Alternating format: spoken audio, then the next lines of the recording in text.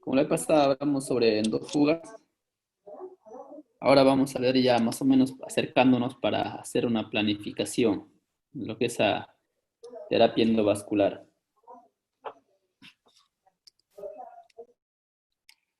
Entonces, en la planificación, como yo siempre les recalco, le digo, más allá de la medición, de la adquisición de los materiales, lo importante es el diagnóstico correcto y una indicación correcta.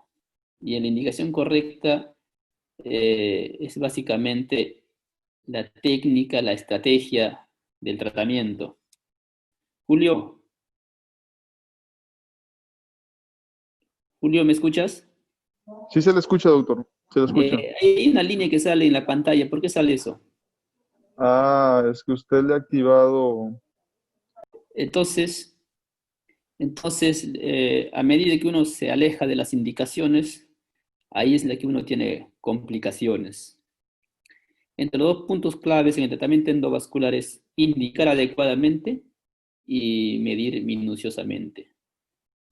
Entonces, en indicar, pues como siempre les digo, es la estrategia y la técnica.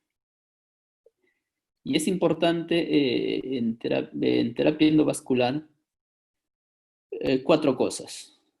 La comorbilidad del paciente, la anatomía del aneurisma, la edad del paciente y la pericia del cirujano. La comorbilidad del paciente hasta te puede contraindicar la cirugía. Se está hablando de un problema cardíaco, estamos hablando de un problema pulmonar, un problema renal no necesariamente, porque ahora ya hay otras alternativas, ya sea usar CO2, usar IBUS, alternativas, ¿no? Un abdomen hostil, eh, también puede haber alternativas. La obesidad también es un riesgo importante para hacer cirugía abierta, por ejemplo, ¿no? Entonces, le vuelvo a recalcar que la comorbilidad les puede contraindicar el tratamiento, pero una anatomía desfavorable no va a contraindicar. Puede ser mil cosas, pero probablemente queda bien, queda mal. Te va a limitar al tratamiento. Puede que no sea exitoso el tratamiento, pero hay una cosa sí que puede contraindicar, es el acceso, ¿no? No tenemos acceso, entonces prácticamente no se hace nada. Entonces, va a haber, por ejemplo, una charla donde se trata netamente de accesos también, pero ahora vamos a hablar básicamente del cuello proximal, donde consideramos la longitud, el diámetro, la forma, el ángulo, presencia de calcio, presencia de trombo, ¿no? Se pueden ver acá, por ejemplo, en la imagen a la derecha, cuello proximal. Es importante también saber el diámetro del saco, no tanto el diámetro, aunque el diámetro también está asociado como un factor de riesgo para el crecimiento del cuello, ¿ya? Entonces tenemos, mira, pero a nosotros en esta parte nos interesa más que todo la luz dentro del trombo, que esto tiene que ser más de 18 a 20 milímetros. El cuello distal, también el diámetro es importantísimo, tiene que estar por encima de 18 a 20 milímetros, porque ustedes saben que una pata de endoprótesis mide 12, 14, 15 milímetros, ¿no? Y dos patas, imagínate un cuello de 16 milímetros. Entonces, se quinquea o se ocluye la otra pata, ¿no? Entonces, o se ve otras opciones eh, de resolver el problema. Y el otro es sobre las ilíacas. También va a haber un tema aparte sobre las ilíacas. Entonces, hoy día vamos a hablar básicamente del cuello proximal, es decir, de esta parte, ¿no? Entonces, el anclaje proximal es importantísimo porque el tener un buen sellado nos garantiza o evita una endofuga tipo 1A. Y un buen anclaje también nos evita una migración posterior, porque hay factores que están asociados o relacionados a la migración de la endoprótesis. Y la migración de la endoprótesis lo que nos va a llevar es a una endofuga 1A. Y esta endofuga lo que va a hacer es represurizar el saco cuando estaba sellado, porque recuerdan, cuando un aneurisma queda excluido, la pared de la aorta ya se atrofia, se degenera, y cuando se represuriza, el riesgo de ruptura es muy alta, es 8 veces más de riesgo para ruptura. Entonces eso implica que se tiene que reintervenir el paciente. Entonces, y esos factores asociados a la migración justamente son la anatomía del cuello. A la hora de la anatomía del cuello estamos hablando de la forma del cuello, de la longitud del cuello, de la angulación del cuello, del diámetro del cuello, de la presencia de trombo, de calcio. Pero también tienen que saber que cuando se hace un tratamiento endovascular, el cuello sigue dilatándose. Hay estudios que han demostrado hasta un 60%. El Eurostar dice hasta un 32% que el cuello se sigue dilatando después del tratamiento endovascular. ¿Y por qué ocurre esta dilatación del cuello? Entonces, dicen que por la presión sanguínea más la fuerza radial del stent hace que se dilate el cuello. Bueno, pero hay sí factores que ya se han establecido. Por ejemplo, el hecho ya de tener un cuello del aneurisma más de 25 milímetros ya es un riesgo para que se siga dilatando. Un oversizing de la endoprotesis por encima de 15% también se asume que es un riesgo. Por ejemplo, tener trombo en el cuello también es un riesgo para que siga dilatando el cuello. El tamaño del saco hace también que el cuello se siga dilatando. La angulación prácticamente es un factor predictor de dilatación del cuello. Entonces, si se dan cuenta, la anatomía del cuello es importantísimo. Y hay factores que ya debemos conocer que nos ponen en riesgo a que este pueda dilatar, si por supuesto nos lleva a una migración y hacer una endofuga 1A. Entonces aquí pueden verme los tipos, son 6 elementos en la parte del cuello, ¿no? La forma, la presencia de trombo, más de 2 milímetros de grosor, hasta un 50% de las circunferencias. Por encima de eso se cree que es un factor de riesgo importante. Calcio, para decir que no es hostil menor del 50%. Un cuello corto, lo ideal es, ¿no?, que tengas más de 15 milímetros de longitud. Y si tienes de 10 a 15, entonces hay que usar unas técnicas adicionales, ya sea como aptus o otros stent. Y cuando el cuello es corto, por debajo de 10 milímetros, es mejor no hacer un tratamiento con una endoprótesis estándar, sino hacer con técnicas de ramas, fenestras, chimeneas. Lo cierto es que las chimeneas no se hacen en pacientes selectivos, se hacen en cuestión de emergencias o un tratamiento de rescate. Y la angulación por encima de 60 grados, por ejemplo, es un cuello hostil. Y el diámetro del cuello por encima de 30. Entonces, lo cierto es que la complejidad del cuello lo define tanto la longitud, la angulación y la forma, pero aquí no habla de presencia de calcio y de trombo. Ya vamos a presentar unos artículos donde se puede ver qué cuán importante es la presencia de calcio y de trombo. Por ejemplo, aquí hay un artículo donde nos habla sobre el movimiento de la endoprótesis en el cuello, que está asociado con la migración y la endofuga. Entonces acá pueden ver ustedes una imagen donde el paciente se le hace un tratamiento endovascular y después se hace una tomografía de control. Este punto rojo es la renal, es un paciente de 92 años. Entonces pueden ver que el cuello, mira, a comparación del ingreso, ya se dilató el cuello, ¿no? Desde que se inicia el tratamiento. Y después de 3 años de otro control, ya se desplazó 25 milímetros la endoprótesis. Entonces, y aquí en este artículo dice que el movimiento se considera importante cuando se ha desplazado 9 milímetros.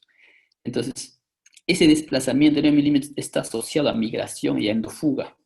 Entonces, se ha visto que de 187 pacientes, 54, o sea, casi el 30% hizo movimientos significativos, o sea, más de 9 milímetros de desplazamiento. Y de eso, casi el 31% sufrieron migración de la endoprótesis, la endofuga un 9.3%. Entonces dice que entonces que tanto el diámetro del cuello, la angulación del cuello y la longitud del cuello estaban asociados significativamente al movimiento de la endoprótesis. ¿no? Aquí pueden ver una imagen, por ejemplo, de una paciente de 83 años que se le hizo un tratamiento endovascular. Pueden ver, mira, la comparación del cuello a la misma altura, y tal es así que mira cómo se desplaza la mesentérica superior y cómo comprime a la vena cava. Entonces aquí mira, la vena cava está libre, pero aquí el cuello prácticamente está comprimiendo la vena cava. Entonces, hay un artículo donde dice la influencia tanto de trombo, de calcificación, de angulación.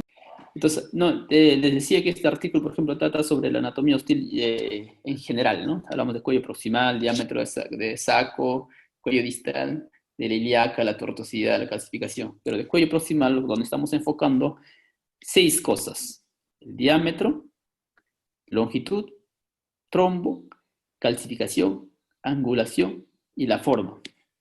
En diámetro, estamos hablando de menor de 28 milímetros. Longitud, más de 15 milímetros. Trombo, menor de 50%. O sea, de un cuello favorable. Calcificación, menor de 50%. Angulación, menor de 60 grados. Y la forma, lo ideal sería que sea un cuello recto. Porque van a ver, en forma de cuello hay cuello recto, cuello cónico, cónico invertido, un reloj de arena y cuello de tonel. Esas son las distintas formas de cuello. Entonces, hay que ir ya memorizándonos estas 6 características, ¿no? Diámetro menor de 28, longitud mayor de 15, trombo menor de 50%, calcificación menor de 50%. Antes decían que el trombo y calcificación mayor de 25% ya era un criterio de hostilidad, pero al final hasta incluso más del 50% no trae mayor problema en cuestión de trombo. La angulación menor de 60 grados y la forma, ¿no? Recto, cónico, cónico invertido, tonel y reloj de arena. Entonces, acá está. Entonces, la anatomía del cuello hostil se sabe que afecta a la capacidad de sellar entre el dispositivo y la aorta. El diámetro, que le decía, decimos que es hostil cuando es mayor de 28. Decimos que es hostil cuando el ángulo es por encima de 60 grados. Decimos que es hostil cuando es menor de 15 milímetros de longitud. Decimos que es hostil cuando es mayor de 50% de trombo con un grosor de 2 milímetros. Y decimos que es hostil cuando el calcio es mayor de 50%. Julio, ¿todo bien, no? Sí, Julio, Doc, todo bien, Doc. ya. Y con respecto a la morfología, mira, ve. Este es el cuello recto. Esto es lo ideal. Mira acá la aorta, cuello recto. Este es lo ideal. Este es el problema, el cónico. Este cónico y este cuello tonel son los casos más complicados, los que tienen más problemas en realidad. El cónico invertido, como el reloj de arena, se puede tratar con cierta dificultad, pero se puede tratar. Pero los que traen problemas son tanto este cónico como este tonel. Entonces, acá hay un artículo donde define, pues, un consenso de Delphi para definir algunos conceptos. Entonces, dice que el 40-60% de pacientes prácticamente están en esfera de Eiffus, o sea, esfera de indicación. El 40-60% de aneurismas prácticamente están fuera de Eiffus. Y no hay definición actualmente sobre a qué llamamos cuello hostil. Entonces acá pueden mirar, este cuello es angulado. Aquí pueden ver que el cuello es corto, menos de 15 milímetros. Y aquí pueden ver un cuello cónico. Y es más, angulado también. Cambio de pantalla, Julio. No, Doc. Dele de nuevo. Definiciones. No, no ha cambiado de pantalla. Vio.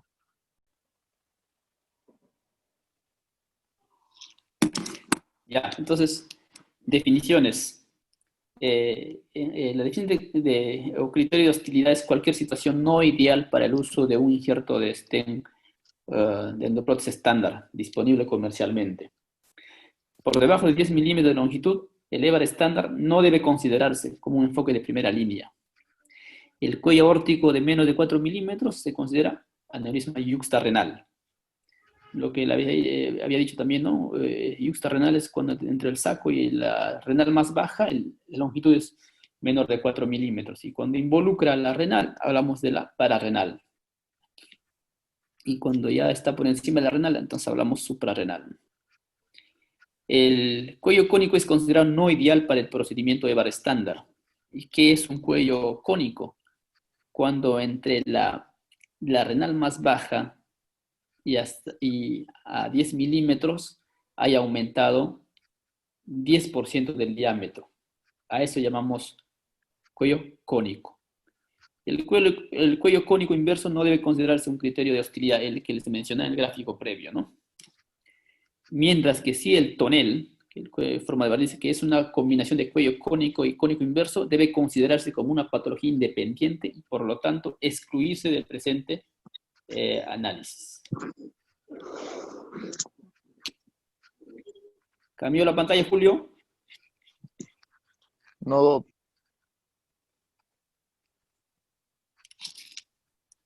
¿Qué es esto?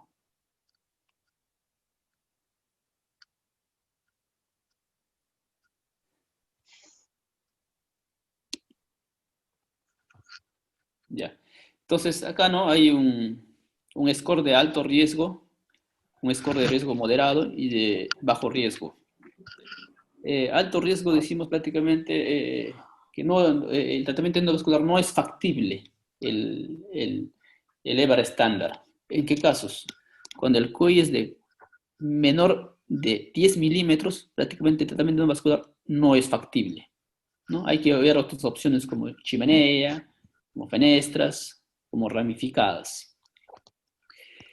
El riesgo moderado, tampoco no se recomienda realizar un EVAR estándar, a menos que falten opciones alternativas. ¿En qué caso? Cuando el diámetro de la aorta del cuello es mayor de 28 milímetros, cuando esté por encima de 60 grados, siempre en cuando la longitud sea mayor de 10 milímetros, ¿no? O como también cuando el cuello es cónico y tenga más de 50% de calcio, ¿no? Y decimos que el riesgo es bajo, entonces sí, el EVAR estándar es factible, pero también no es de primera línea, no es considerado como de primera línea, como opción de primera línea.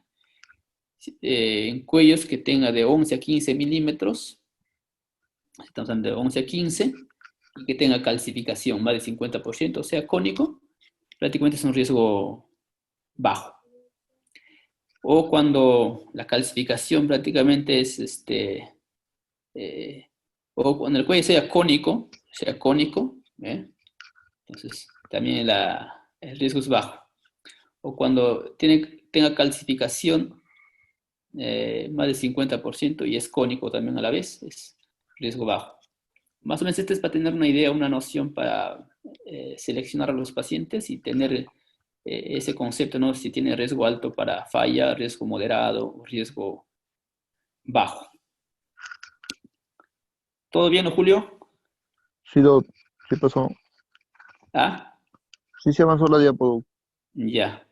Entonces acá más o menos algunas definiciones para repetir. Entonces decimos que el cuello es corto, o sea, hostil severo cuando está por de 10 milímetros por debajo, moderado de 15 a 10. La angulación, hostilidad severa más de 60 y moderada de 45 a 60. Decimos que es el cuello dilatado, hostilidad severa por encima de 28, moderada de 26 a 28. Y cuando hay calcificación o trombos es cuando decimos de 25 a 50, mira, la hostilidad es leve. Y por encima de 50 incluso la hostilidad es moderada. El cónico, que es la definición que le he dado, ¿no? Cuando hay más en 1 centímetro de longitud por debajo de las renales, cuando varía el 10% del diámetro, hablamos de cónico. Acá están los tipos, mira, cuello recto, es el cónico invertido, el cónico. Entonces, aquí más o menos también de acuerdo a las características de la anatomía, los riesgos que puede presentar el paciente, ya sea endofuga, migración, etcétera, etcétera. Entonces, acá hay un artículo, un metaanálisis donde compara, por ejemplo, los resultados en anatomía favorable y en anatomía hostil. Entonces hablamos de que 714 pacientes iniciaron el tratamiento con anatomía hostil y 845 pacientes con anatomía favorable. La conclusión es que con anatomía hostil prácticamente requirieron un mayor número de procedimientos complementarios para lograr el sellado proximal. Con anatomía hostil tienen 4.5 veces más de riesgo para hacer endofuga 1A y tienen riesgo 9 veces mayor de mortalidad relacionado con el aneurisma dentro de un año de tratamiento.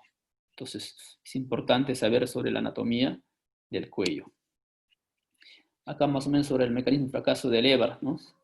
Lo cierto es que el 32% de pacientes desarrollan endofuga y prácticamente solo el 42%, lo que hablan casi todos los artículos, ¿no? 40-50% prácticamente cumplen los criterios de EIFUS.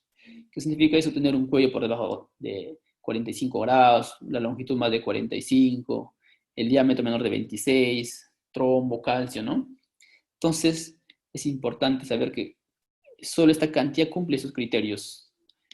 Y el 41% de pacientes prácticamente hacen crecimiento de saco a los 5 años.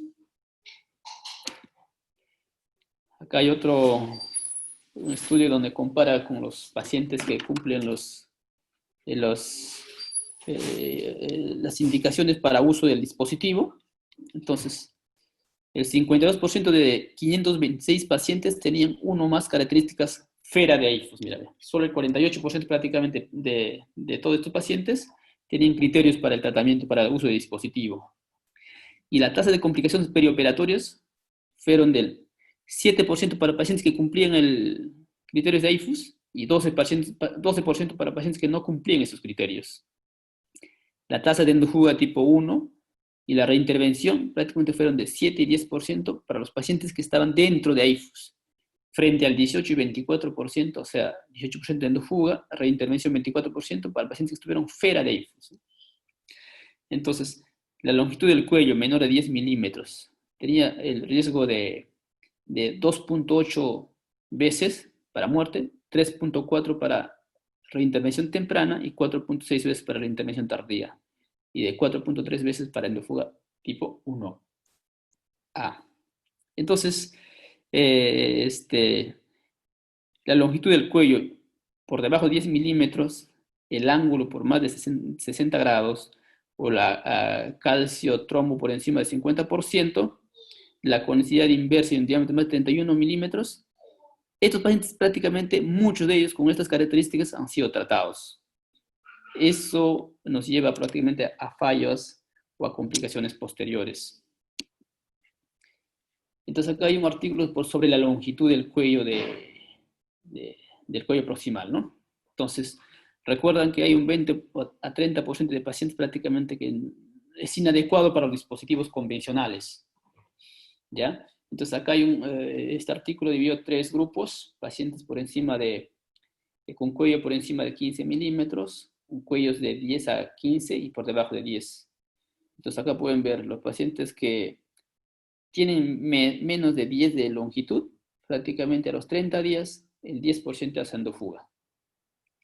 Mientras los que tienen la longitud por más de 15, el 2.6% hacen endofuga a los 30 días. ¿Todo bien, Julio?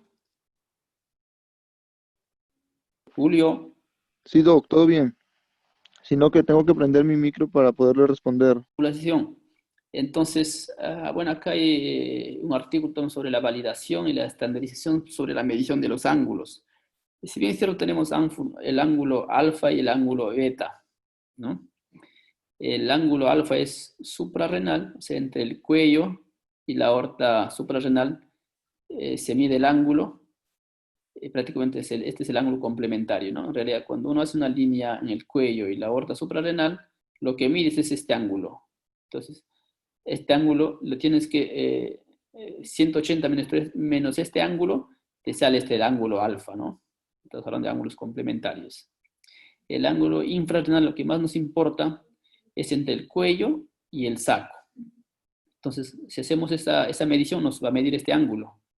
Entonces, como es un ángulo complementario, tenemos que restarle 180 menos este ángulo y nos sale el ángulo beta. ¿Ya? Entonces acá más o menos ahí donde hace una comparación entre, por ejemplo, si un médico o un cirujano, digamos, cardiovascular, su medición, un mismo cirujano en dos momentos distintos, hay una variación de un 0,5% en el ángulo alfa y 1,4% en el ángulo beta. Igual, hay una variación también cuando miden cirujanos distintos, también más o menos de 0,4% para el ángulo beta, ¿no? Entonces no hubo sin mayor diferencia entre la medición de dos cirujanos distintos. Entonces acá más o menos para ver, por ejemplo, la angulación como predictor adverso en un tratamiento endovascular. Entonces lo cierto es que acá pueden ver un gráfico, pacientes se les dividió en tres grupos, menor de 40 grados, de 40 a 60 y mayor de 60. Entonces los pacientes con más de 60 grados prácticamente tienen 70% de probabilidad de tener algún efecto adverso. Mientras los de 40 a 60, la probabilidad es 54,5%, y mientras que por debajo de 40 grados, la probabilidad es de 16,6%. ¿A qué llamamos eventos adversos? Muerte dentro de los 30 días, por ejemplo. 20% aquellos que tenían mayor angulación, o sea, por encima de 40 grados, frente a 0%. Conversión a reparación abierta.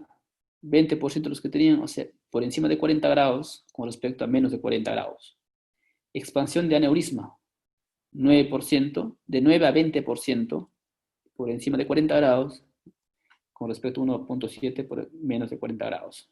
Migración del dispositivo. De 20 a 30% por encima de 40 grados frente a 3,3 por debajo de 40 grados. La endofuga tipo 1, 23,8% para los que tienen mayor de 40 grados, frente al 8,3% por menor de 40 grados. ¿No? Entonces, la angulación del cuello aórtico parece ser un determinante importante del resultado después de una reparación de un aneurisma de aorta. Es importante destacar que estos resultados ocurrieron a pesar de una longitud adecuada, o sea que estos pacientes tenían buena longitud, a pesar de, tenía angulación, pero tenía una buena longitud estos pacientes, ¿no? A pesar de todo ello, vienen las complicaciones. Entonces, la conclusión de este artículo es que la angulación es importante para resultados adversos. Aquí hay otro artículo sobre los ángulos. Entonces, en este artículo se incluyeron 45 pacientes con cuello angulado. Con respecto, se compararon con otros 65 pacientes con cuellos no angulados. Entonces, a los 7 años, 5 pacientes con cuello angulado y 2 pacientes con cuello no angulado hicieron endofuga 1A. Y la tasa de supervivencia a los 7 años fueron prácticamente 44,3% con respecto a los cuellos angulados, versus 66,7% con los cuellos no angulados. Entonces, la tasa más alta de endofuga 1A lo tuvieron los pacientes con cuello angulados a largo plazo. Acá pueden ver con un P estadísticamente significativo a los 7 años.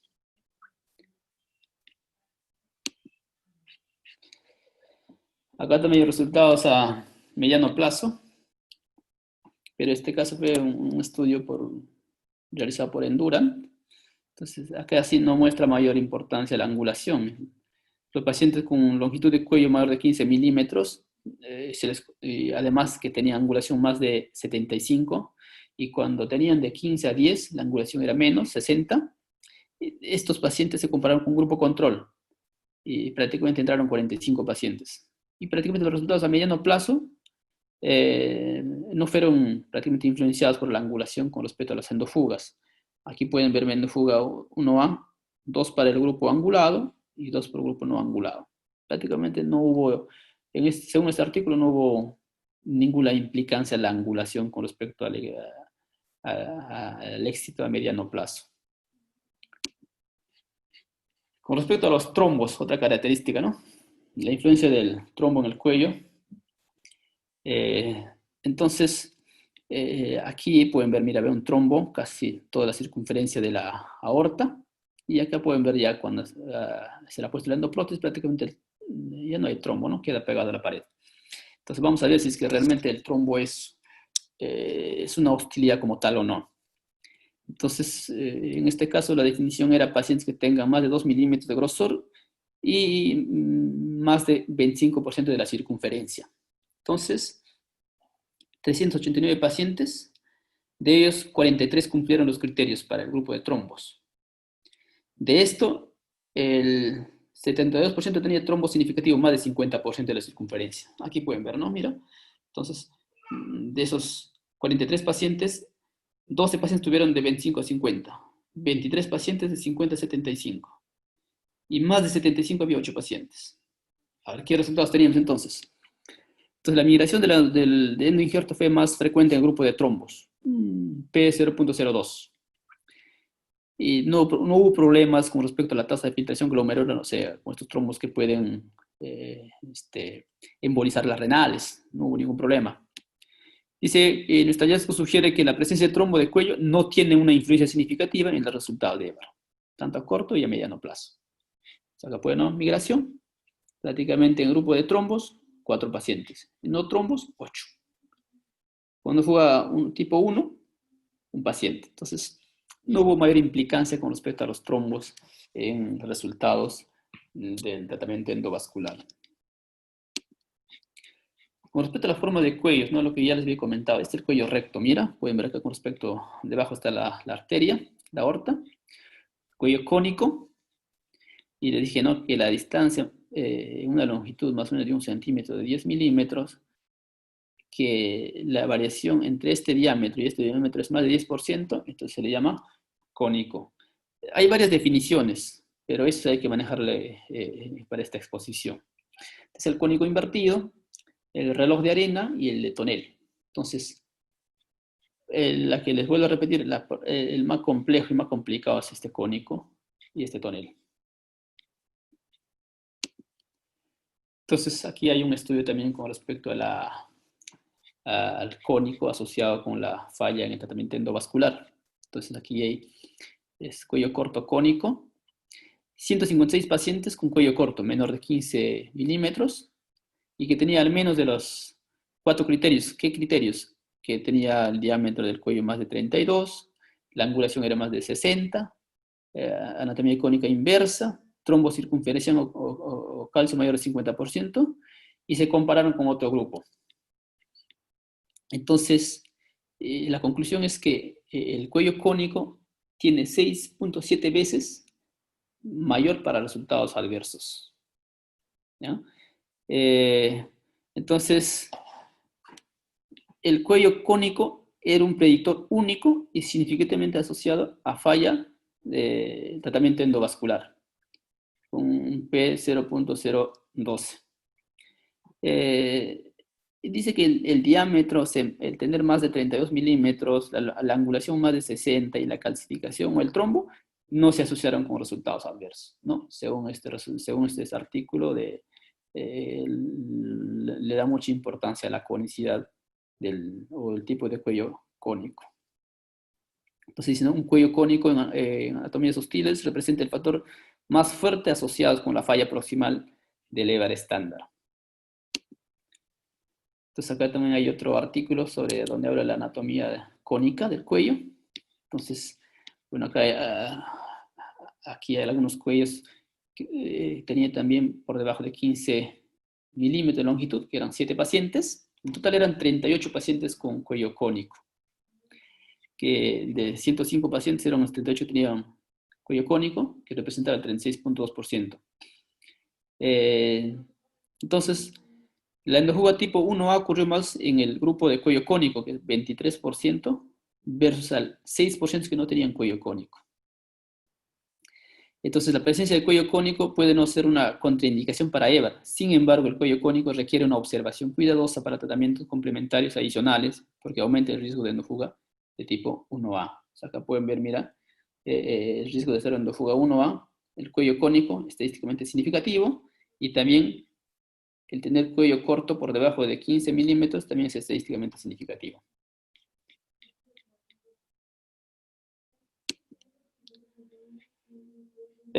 Acá, el diámetro del cuello. Habíamos dicho que el mejor cuello o el cuello hostil es cuando prácticamente tiene diámetro por encima de 28 milímetros, ¿no es cierto? Entonces, es importante saber esta característica porque está asociado al crecimiento del cuello posterior al tratamiento endovascular.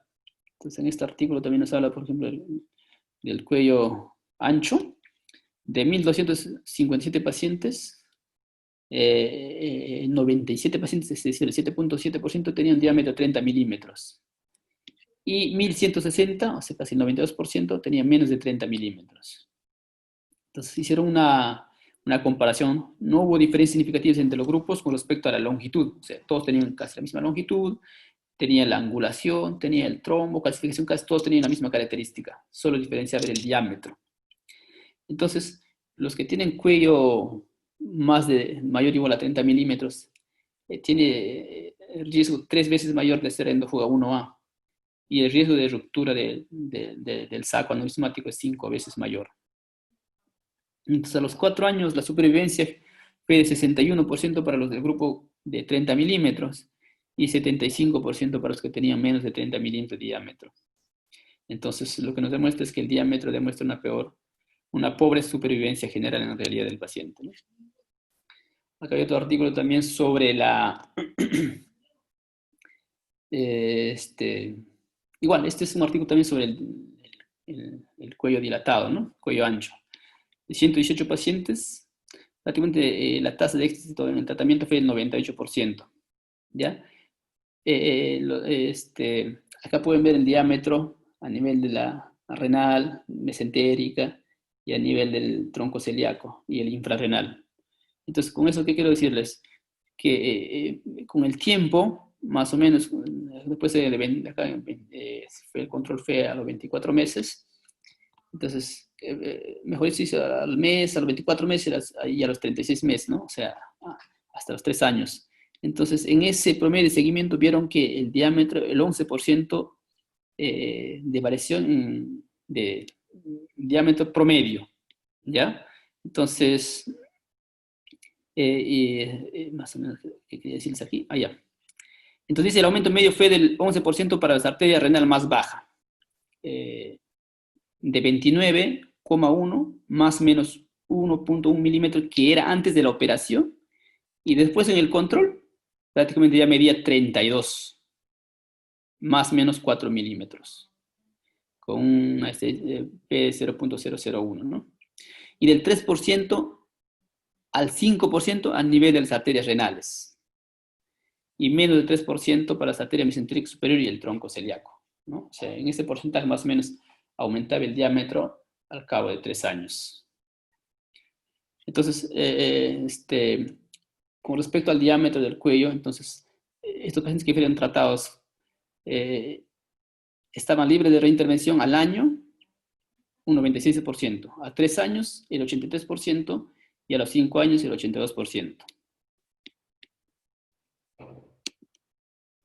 Entonces acá más o menos para ver el diámetro y también la angulación, ¿no? Entonces acá dice de 205 pacientes con ángulo del cuello más de 60 grados, entonces había 2 grupos de pacientes, se encontró que el diámetro proximal del cuello aórtico y la longitud, o sea, la longitud de la curva, o sea, de la angulación, son los mejores predictores de las complicaciones relacionadas con, bueno, acá fue con un tratamiento con un endoprótesis llamado Aorfix. Aorfix es una endoprótesis que incluso yo vi que en Colombia trataban con cuellos menores de 10 milímetros, o sea, por encima de 8 milímetros, y es como una boca de pescado. Es una endoprótesis muy especial. ¿Ya? Y para cuellos muy angulados, 80, 90 grados. Pero lo cierto es, no sé cuál habrá sido la evolución posterior, pero aparentemente en el intraoperatorio era exitoso el tratamiento. Cuellos muy pequeños y muy angulados, sin problemas los hicieron los cirujanos. Entonces, eso sería todo con respecto a la charla de hoy.